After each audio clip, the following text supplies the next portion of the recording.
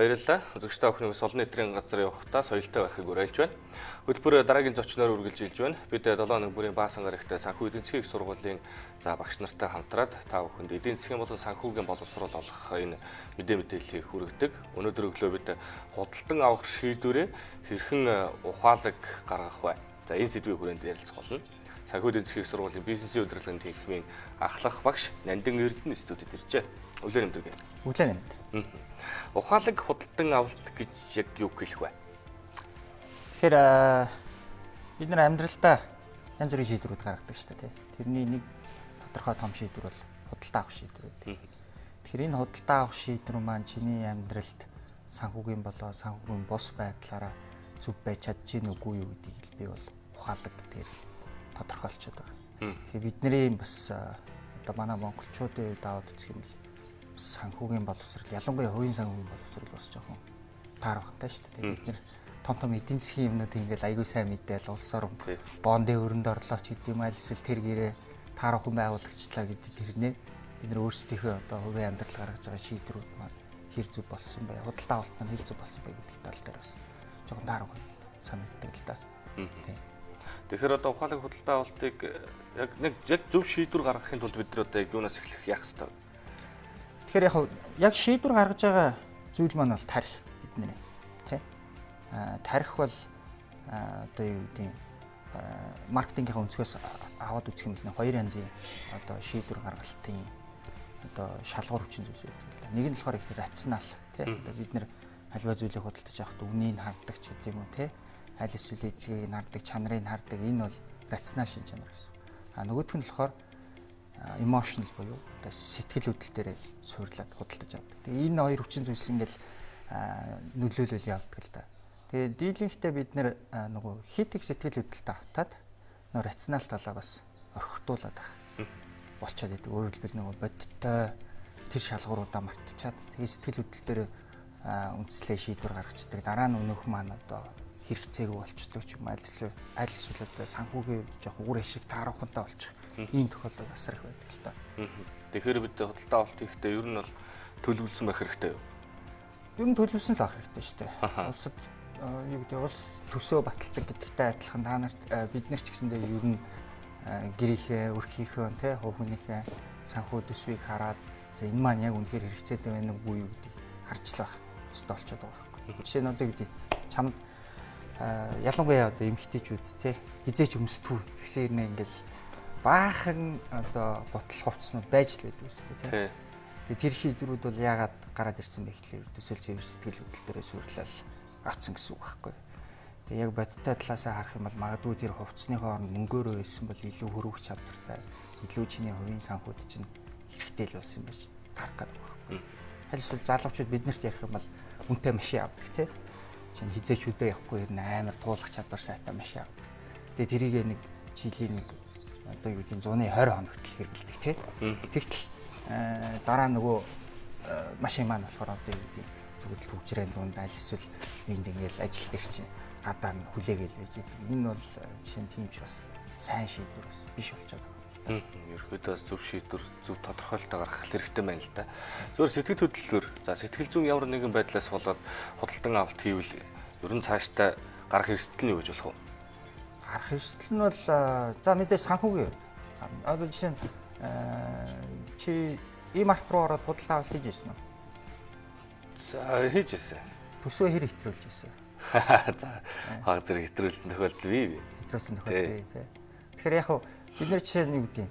Тэнд маркетингийн бид нар бол нөгөө стимули гэж ярьдаг. Тэр нь болохоор өдөөгч гэсэн зүйлс байхгүй. Өөрөөр хэлбэл хэрэглэгчийг илүү худалдаа авалтанд өдөөхийн тулд янз бүрийн арга техникүүдийг ашигладаг. Жишээ нь одоо хамгийн энгийн жишээ бол чамаг супермаркетд ороод ирэхээр чинь нэг юм том сакс авчдаг тий. Аль эсвэл том төрөлтэй өгчдөг. Тэрэгний хэмжээ ихсэх тусмаа л чиний худалдаа авалт чинь багаал ихсдэг. Хэдийгээр бид нэр өөрсдөө ингээд их ухаалаг шийдвэр гаргадаг гэж боддог боловч бид нэр одоо нөө систем 1 гэж хэлдэг юм да. Тэрийг болохоор даалд ухамсар маань биднийг хөтлөөд авчаад том саксыг дүүрэх ёстой гэж ойлгоод аль эсвэл хажууд чи явж байгаа хүн их дүүр юм авсан байж байгаа юм бол чи худалдаа авалт байгаа төсвийг хэвлэл хэтрүүлэх тийм л юм аяг бол орно гэсэн үг л дээ.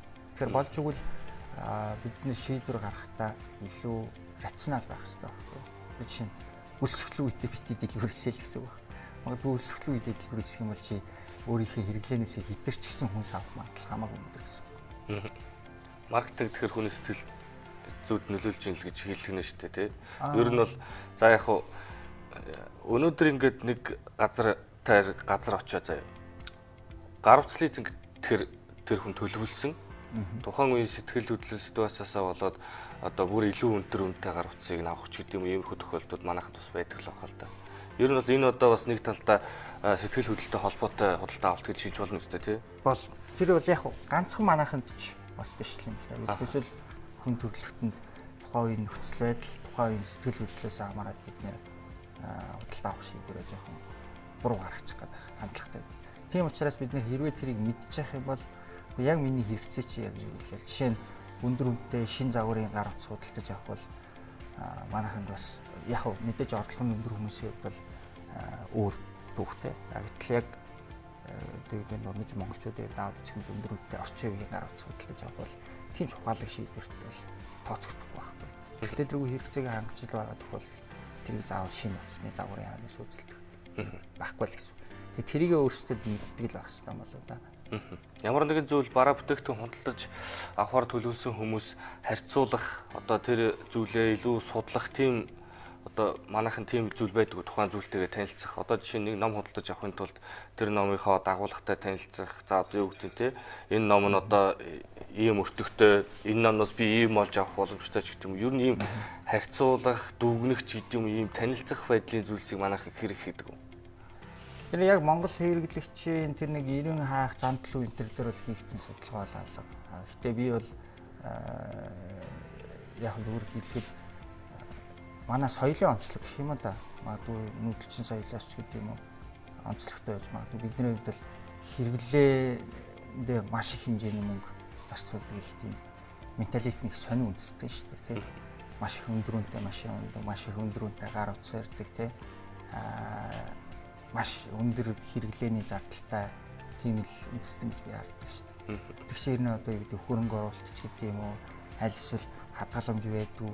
Тэгээд нэг өвдөл хэвтэнгүүт хандуу тусламж гуугаал явж идэг юм зү. Тэр чинь бидний хувьд хувийн санхүүгийн төлөлт маань жоохон тааруухан байна. Бид нэр шийдвэр гаргахтаа бас жоохон тааруухан гаргаад байна гэдгийг илэрхийлж байгаа бас нэг илэрхийлж чаддаг байхгүй. Эрсдлээ юу яаж тооцох вэ? Худалдаа авалт хийх гэж байгаа мэдээж одоо нэг санаандгүй байдлаар сэтгэл хөдлөлөөр худалдан авалт хийхгүй тулд тий би одоо сэтгэл хөдлөлөд чинь яаж дарах хэрэгтэй юм? Сэтгэл хөдлөлөд хамгийн энгийн арга бол юу гэдэг юм? За чи дэлгүүрт явж байгаа. За би энийг үнэхээр худалдаж авмаар санагдаад яг тухайд нэг юм ориглоод ирнэ шүү дээ. Бол зүгээр тэр оригдсан сэтгэлээ дарахад бол буцаал одоо гэртээ хараад бодох нь байна шүү дээ. Би энийг яг худалдаж авснараа надад үнэхээр хэрэгцээтэй юу?